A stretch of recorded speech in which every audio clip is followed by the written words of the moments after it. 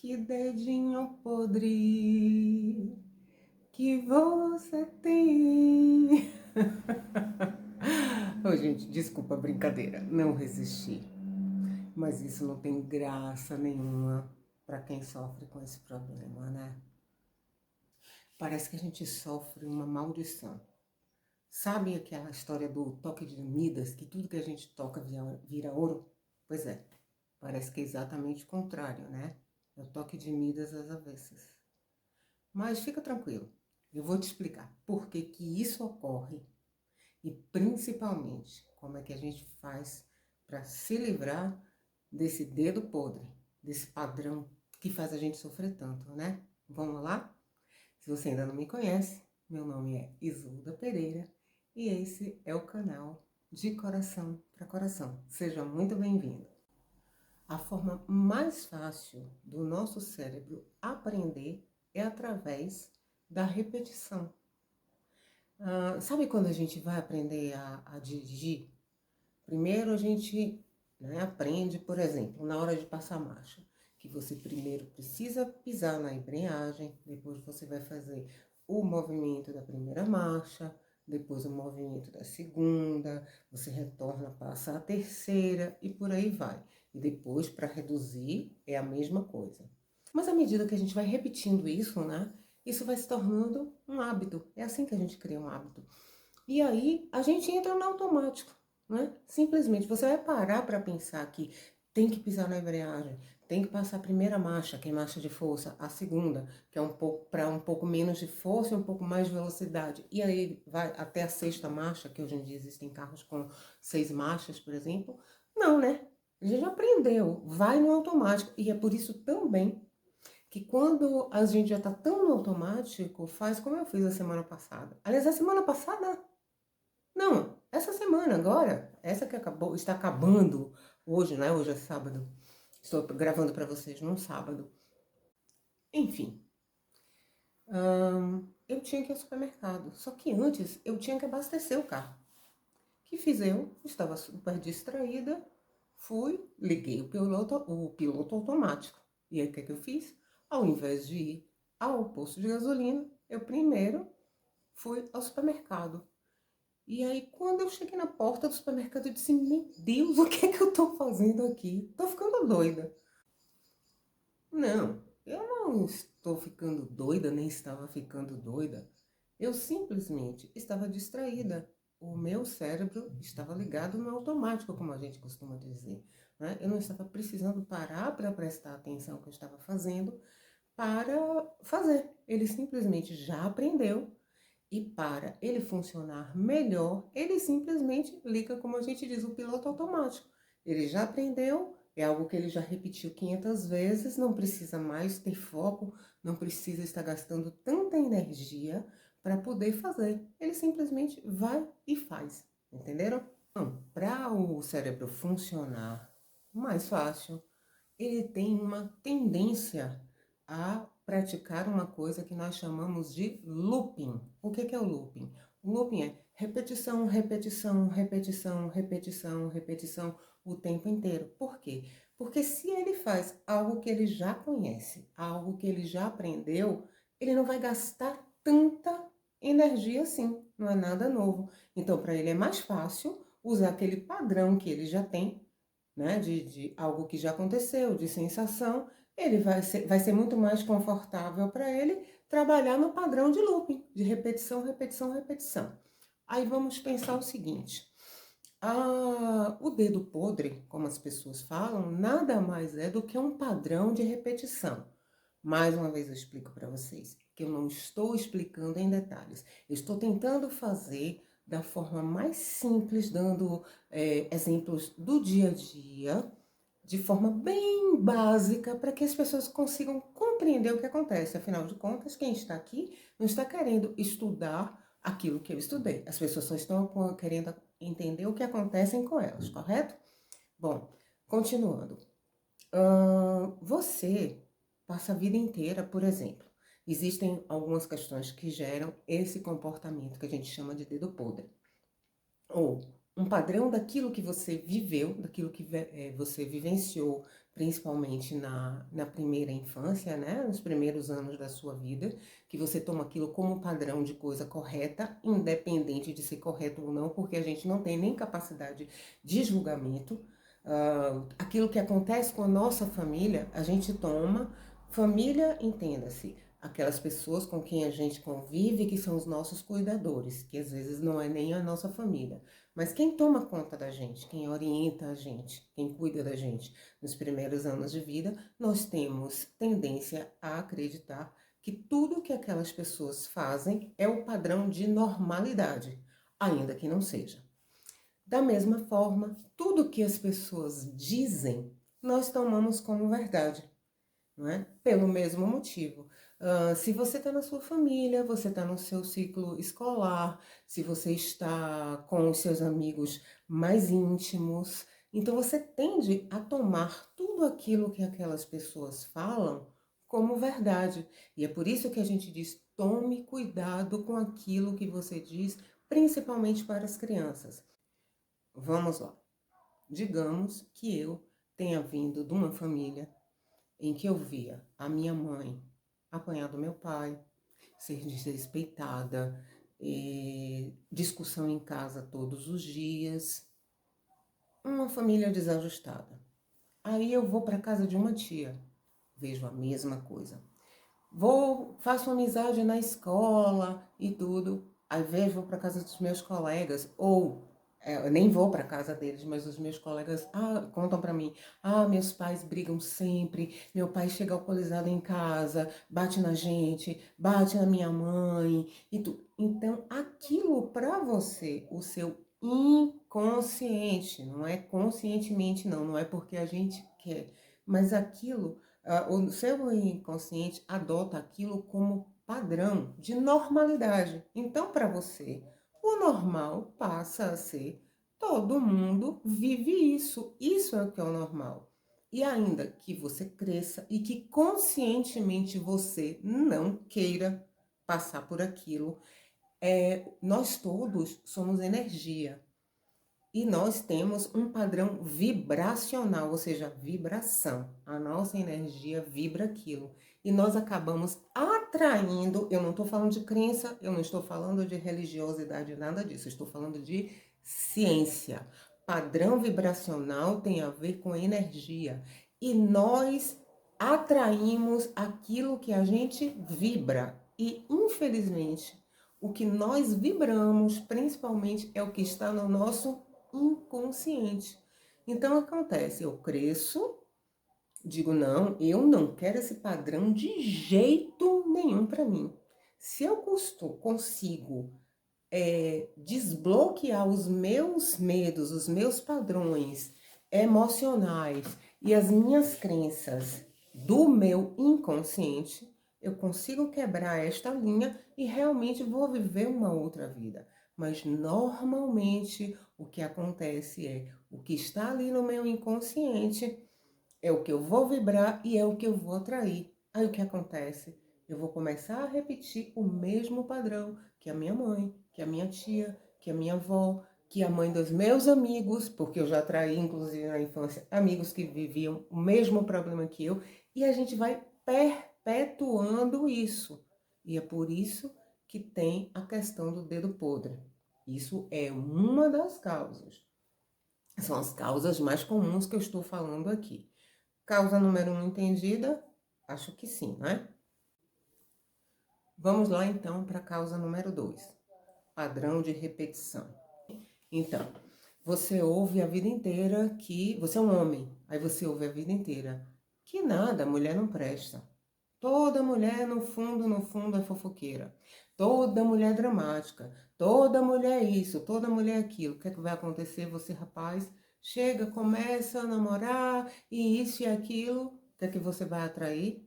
Uma moça que adore falar da vida dos outros, que seja dramática. A primeira coisa que acontece entre vocês é aquele chororô, é aquela confusão. E aí você toma aquilo como padrão e você diz: meu Deus, não entendo. Tem 1 milhão de mulheres e toda vez que eu encontro alguém, eu me debato. É isso. Por quê? Porque porque você está vibrando aquilo e está atraindo aquilo para você.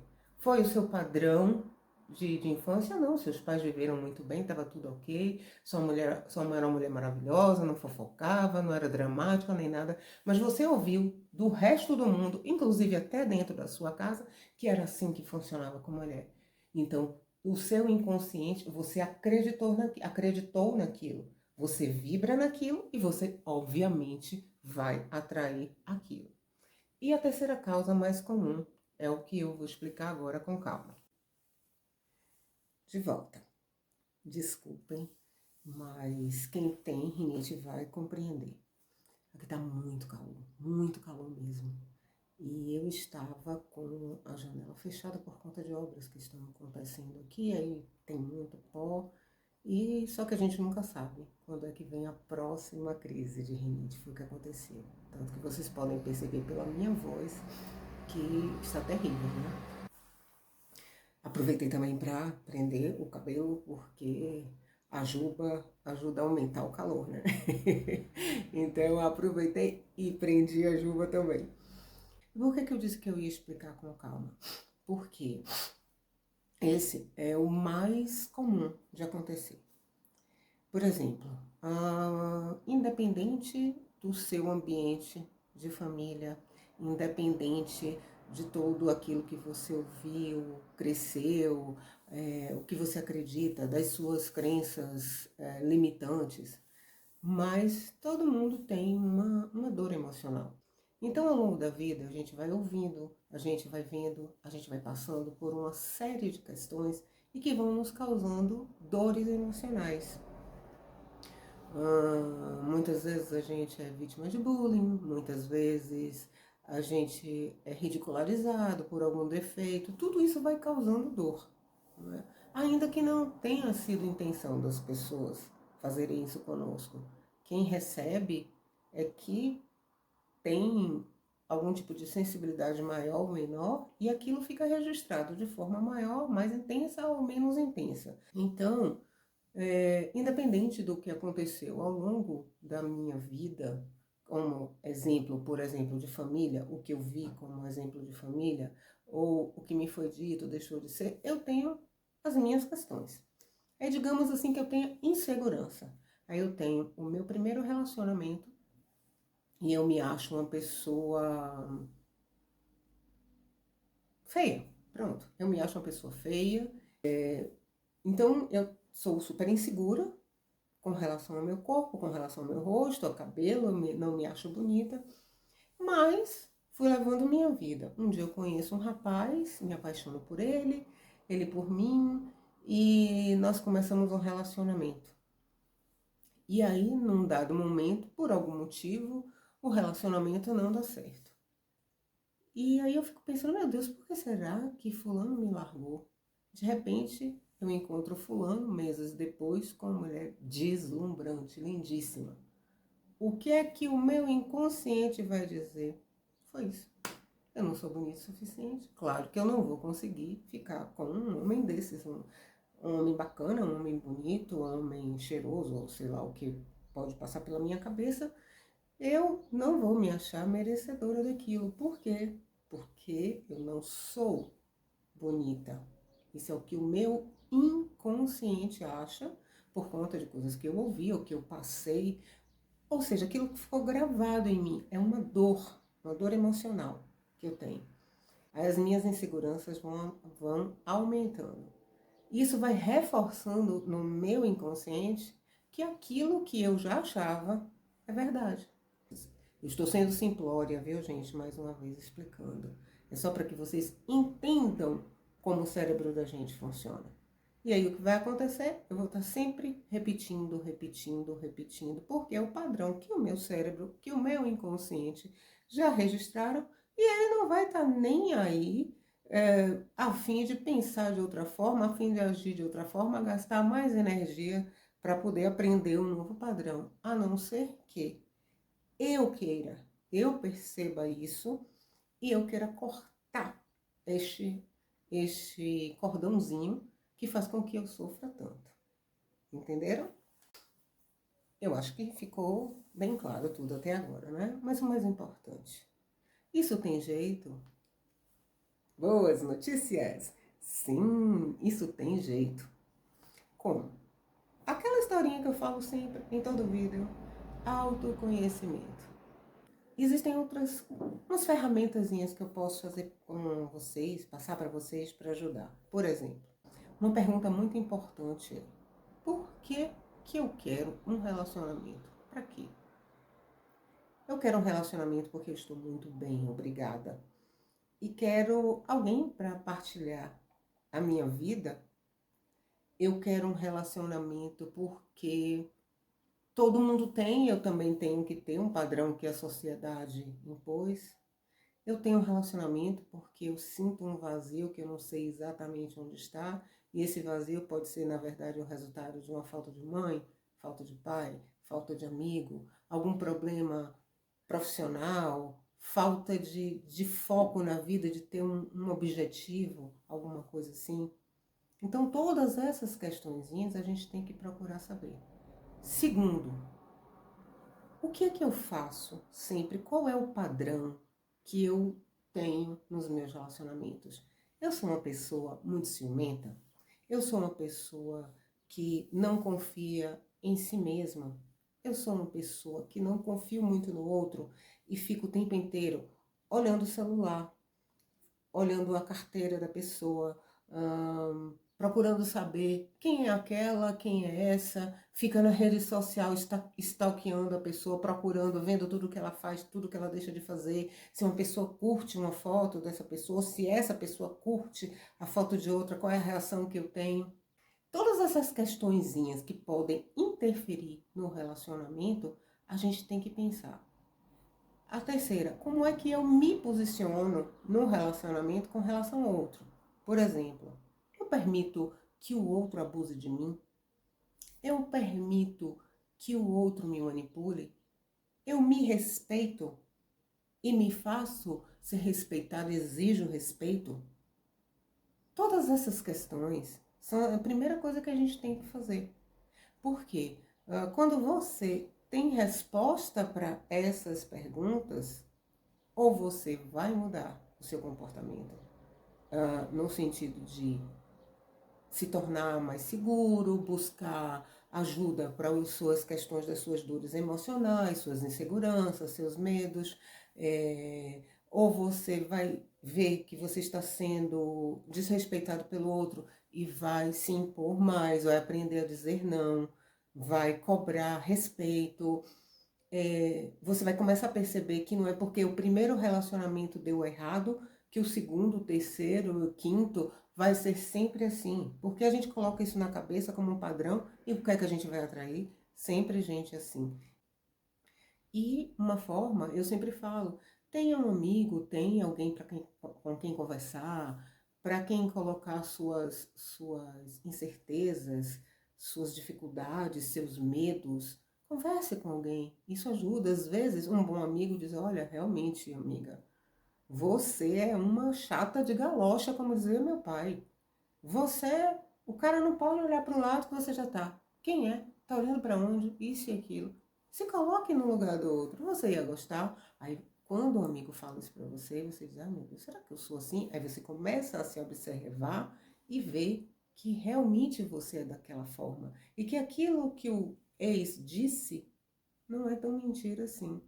Aí você vai começar a se responsabilizar pelas atitudes que você toma, pelos seus comportamentos, pelo que você faz, pelo que você deixa de fazer, pelo que você faz demais pelo outro, pelo que você não cobra do outro, sabe? Essas coisas. Então, eu disse responsabilizar, não é culpar.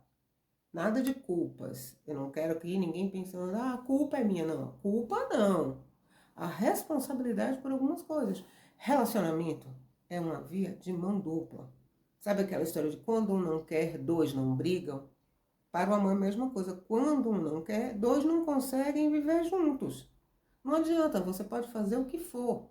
Se um não quiser, não vai acontecer. O outro pode fazer o que for, não vai acontecer. Então, se um cede, o outro tem que ceder.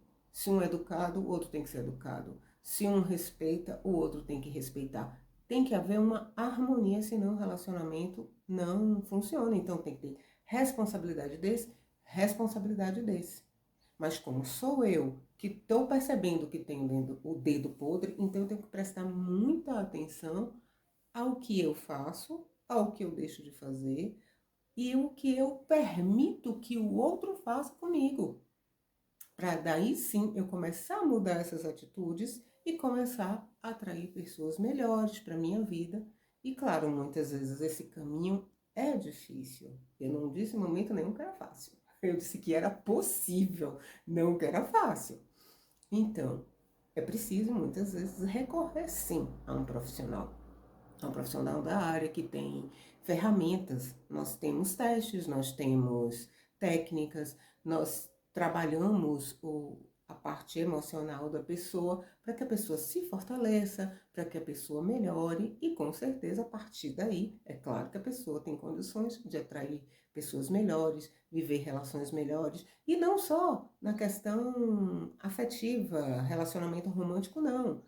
Quando a gente faz esse tipo de coisa, que a gente se conhece, que a gente trata, se cuida, a gente melhora o relacionamento com a família, a gente melhora o relacionamento no trabalho, a gente melhora o relacionamento com filhos, com amigos, com tudo, tudo na vida da gente flui melhor, não é? Então, mesmo que você saiba assim, não saiba o que é que eu quero, você já vai saber pelo menos o que é que você não quer, não é? Então, tudo começa a partir daí.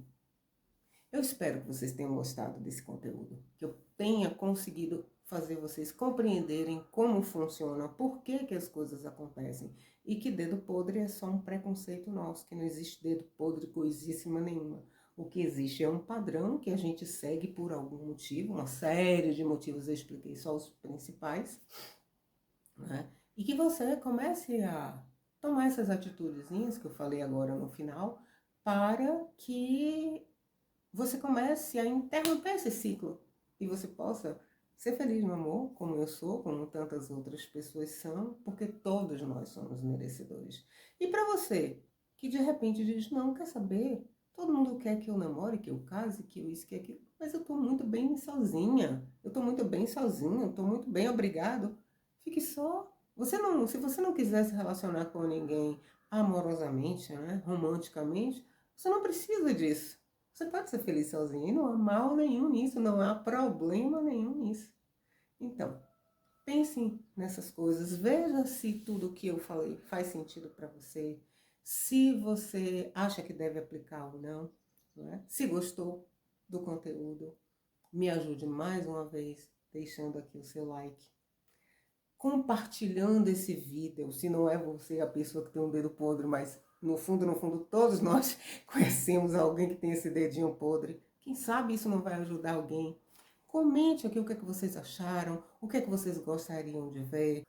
Então, por favor, deixem um like, compartilhem, comentem e se inscrevam no canal, porque é isso que me ajuda a continuar a batalhar bastante para vir trazer conteúdos que sejam relevantes e que possam ajudar vocês. Tá bem? Espero ter ajudado vocês. Fiquem com Deus e até o próximo vídeo. Obrigado por terem assistido.